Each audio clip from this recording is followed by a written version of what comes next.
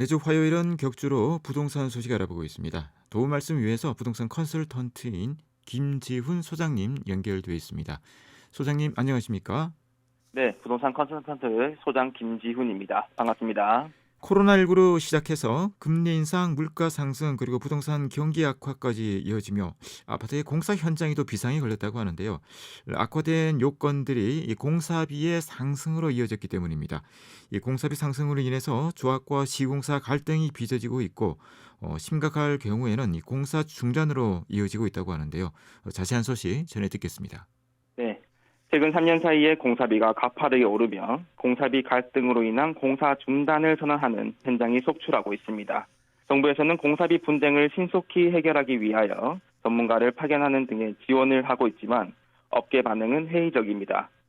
24일 한국일보가 확보한 자료에 따르면 올해 2023년 9월까지 정비 사업을 추진 중인 조합이 한국부동산원의 공사비가 적정한지 검증을 요청한 의뢰 건수는 총 23건입니다.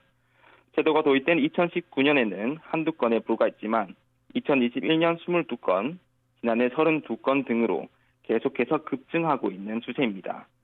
시공사들이 물가 상승, 설계 변경 등을 이유로 공사비를 10% 넘게 올리자 이는 과도하다며 공사비 검증에 나선 조합이 늘어나고 있는 셈입니다. 네.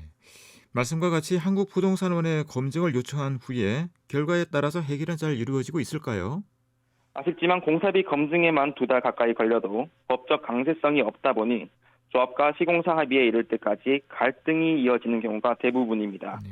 그 예로 서울 강동구에 위치한 재건축 단지는 6월 공사비 검증 결과를 받았지만 여전히 시공사업단과 공사비 진액 규모를 두고 갈등을 이어나가고 있습니다. 그렇다고 조합이 기존 시공사를 포기하고 새로운 시공사를 구하는 것도 쉬운 일은 아닙니다. 공사비가 급증하자 시공사도 섣불리 수주전에 나서지 않는 상황이기 때문입니다. 부산 재개발에도 대어로 꼽히는 시민공원 재개발조합은 6월 공사비 증액을 요구한 GS건설과 계약을 해지한 뒤 곧바로 시공사 재선정에 찾아 나섰지만 응찰에 나선 건설사가 나타나지 않고 최근에 2번째 입찰에 나섰습니다. 상황이 이렇다 보니 계약을 해지한 건설사와 다시 진행하는 경우도 있습니다. 경기도 남양주에 위치한 한 재건축 정비조합은 기존 건설사에 8월 계약 해지를 통보하였으나 한 달 만에 다시 시공사와 손을 맞잡았습니다. 경기도 성남시에 위치한 재건축 조합도 GS건설, 대우건설 컨소시엄의 공사비 인상 요구가 과도하다는 이유로 시공계약을 해지했다가 최근에 다시 재협상을 진행 중에 있습니다. 이는 공사 지연에 따른 실이 더 크기 때문입니다. 네. 금리 인상과 물가 상승과 같은 상황이 좋아지지 않는 이상 이런 사태는 한동안 지속될 것으로 보여지는데요.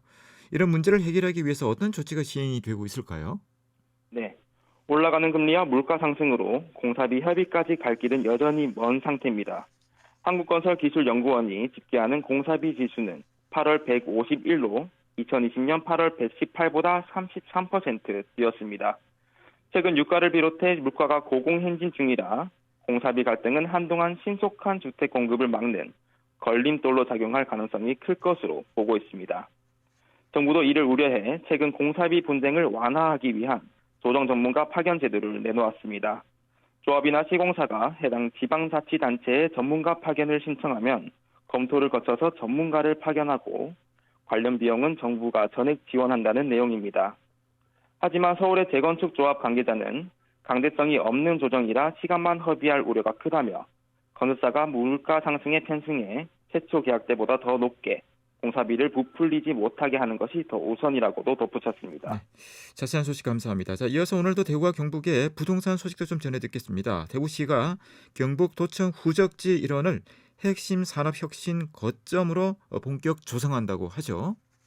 네, 도심융합특구 조성 및 육성에 관한 특별법이 국회 본회의를 통과함에 따라 특별법이 규정하고 있는 행정 절차를 내실 있게 준비해 경북도청 후적지 일원에 대구 미래 50년을 책임지는 핵심 산업 혁신 거점으로 본격 조성한다고 대구시가 밝혔습니다. 대구시는 청사 이전 및 대구도시 그랜드 디자인 계획 등을 종합적으로 반영해 도심융합특구를 지역 주도 미래 혁신 성장 거점으로 개발할 계획입니다. 국회 본회의를 통과한 특별법이 공포 후 6개월이 경과한 후인 2024년 4월부터 시행될 예정임에 따라 내년 중 특구 지정을 위한 기본계획을 수립해 국토부에 지정지구 심사 신청 및 지구 지정을 완료하고 하반기에는 실시 설계 용역을 발주할 예정입니다. 다만 도심융합특구의 핵심 앵커 부지인 경북도청 후적지인 경우 신청사 건립 추진 방향과의 연계가 필수적이며 후적지 내 복잡하게 얽혀있는 토지권원 문제 또한 원만하게 해결해야 하는 과제입니다. 향후 실시 설계 용역이 마무리된과 동시에 현실성 있는 실시 계획안 작성을 바탕으로 실시 계획 승인 신청 및 국토부 심의 승인 등의 도심융합특구의 성공적인 조성을 위한 제반 사업 이행 절차를 내실 있게 추진할 계획입니다. 홍준표 대구시장은 이미 여러 차례 밝힌 것처럼 경북도청 후적지 일원을 도심융합특구로 조성하고자 하는 대구시의 의지가 확고한 만큼 조속하고 성공적인 도심융합특구 조성을 위해 최선을 다하겠다고 말했습니다. 네, 오늘도 유익한 정보 잘 들었습니다. 고맙습니다. 네, 감사합니다. 지금까지 부동산 컨설턴트 김지훈 소장이었습니다.